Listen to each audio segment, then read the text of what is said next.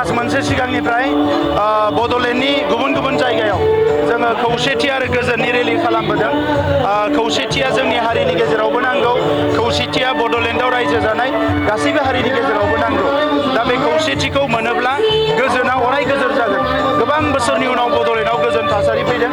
गोजोन थासारिनि थाखायनो दिनै मोजाङै लेखा फरायनो हादों, मोजाङै आबाद मावनो हादों, मोजाङै हारिमु सिबिनो हादों, मोजाङै गेलेनो हादों। दा बे थासारिखौ अराय गोजोर खालामनो थाखायनो बर'फोरजों लोगोसे गुबुन गासैबो हारिफोरखौ लानानै UPPL मडेल अफ पलिटिक्सआव जोङो गासैखौबो लानानै बे हान्जाखौ सुरदों आरो बे हान्जा सुरनाया कन्टिनिउ जागोन। फैगौ 25 बोसोर बिनिख्रुइ बांसिन जों लुबैदों बड'लेण्डआव अराय गोजोना थानांगोन आरो UPPL हान्जायाव दिनै बर'ल' नङा गासैबो हारियानो लोब लोब ओंखारबोदों। मानोना UPPL मडेलनि राजनितिखौ बयबो बजबनानै लादों, जेराव बयनिबो अननाय दङ, बयखौबो मानिनाय दङ, बयखौबो फोथायनाय दङ।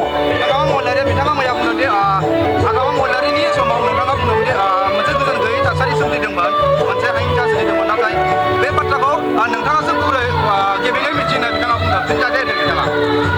बेफोरबायदि हाब्रु सारनाय राजनितिखौ बिथाङा जोबोद मोजाङैनो मिथिगौ। आं बिथांखौ हाब्रु सारनो नागिराखै।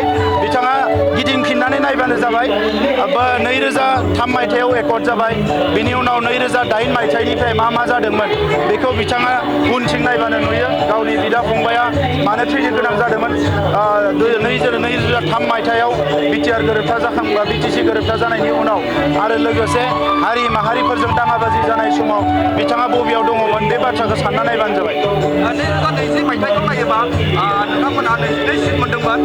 देग्लाय बेसेबांसो सिट मोनगोननि आसा? जोङो 2015आव आगोलनि BPPF दोलोआ 7 मोनदोंमोन।